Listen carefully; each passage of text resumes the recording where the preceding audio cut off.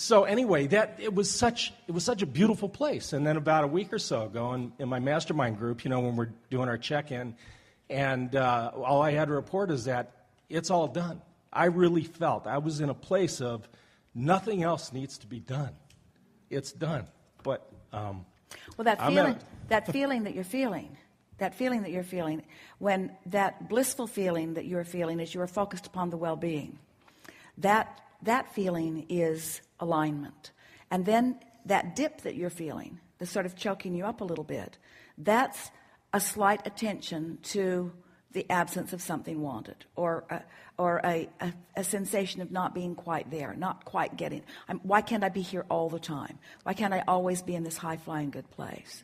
And we want to say to you, you don't need to always be in it, because now you've tasted both. You can just lean in one direction, the direction that pleases you most.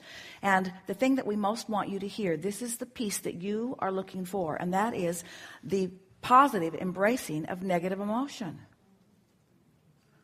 Let's just rest with that for a minute. The positive embracing of negative emotion. My guidance system is working because this is how I mold the clay.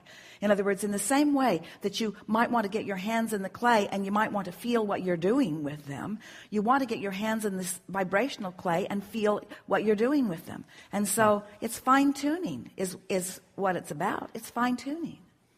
Esther, often she'll be talking about Jerry, and she'll find herself sort of weeping a little with whoever she's talking about. And she goes like this, I'm okay, I'm okay. I'm not sad. I'm not sad. I'm not sad, she insists. And she means it. I'm not sad. This is just a tender moment. I'm not sad. I'm not sad. This isn't grief you're seeing. This isn't pain you're seeing. I'm not sad. This is just a tender moment. And that's sort of, in other words, your emotions are your clay, and you want to get a handle on them. You want to learn to direct them, and you're doing very well. So we're going to stop talking now and let you talk, because you expect to get some good work done here. Let's do it. Okay. So anyway, it kind of boils down to where's my stuff, but doesn't it always? It kind of boils down to where's my stuff, but don't you want to say, but I'm way past that? Don't you want to say that? Say that. I'm way past that. I'm way past. All right, so but that. I am. Wait. I said it first. We're having fun, right? You always got the front seat, didn't you? So this vibrational reality that we're talking about, that we're trying to get you to acknowledge your awareness of. So if there's a vibrational reality, we know that if this time-space reality has caused you to want it, that this time-space reality has to give it to you. And if it's stalled out, as our friend said, if it's slower than you want it to be, it can be for only one reason. You're looking where it isn't instead of feeling where it is. And that's why if we can distract you from the need for the manifestation in order to have your celebration, if we can distract you from the need to see it before you feel it, if you can feel it before you see it, then, you see, we think a lot of people are afraid if they feel it before they see it, then the universe will say, well, he's feeling it and never mind. But it doesn't work out that way. If you can feel it before you see it, it must come, and it will bring with it new contrasts that will make you feel further for it. In other words, you're not ever going to get it done. Well, here's the difficult part for me, or the part that I need a little clarification with, is that there are certain things that I'm doing that I feel like I've created, that I've designed a life that I want to have, that I'm working on this stuff to move forward to create this dream that I have. Did you do it thought or action? Did you do it with? Well, did you do it first. Through? Did you? But we're just asking you. How did it come about? In other words, when you were in the process of that, were you aware of emotion? Were you molding your emotion? I felt great about it. Were you deliberately offering thoughts in order to affect your emotion, or were you more in an action-oriented behavior? Offering thoughts to affect emotion. That's a good question. It's kind of like chicken or the egg. No, it isn't. Because we are asking you, then did you know about vibration? Then were you thinking about law of attraction? No. Then, so But that doesn't mean that I wasn't doing it. That, that, I wasn't happy, and then I decide, I had a thought of, oh, this would be nice. This is making me happy. This is what I want to do. I'm following this because I like it. I'm happy and I'm joyful and I feel energetic, and it's a powerful thing.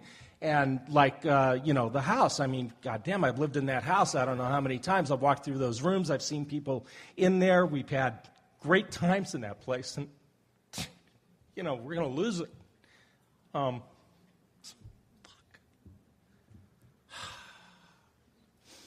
Choice of income. I've had such moments of clarity at it. And just can't fucking make it happen. Well, do you think that can you feel momentum in... Well, why, huh? Great. Can you... It's all right. They're all on your side. Can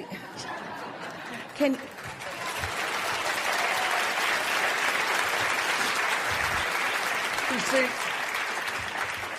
that's the thing. It's something that's so beautiful and wonderful, and I can't get there.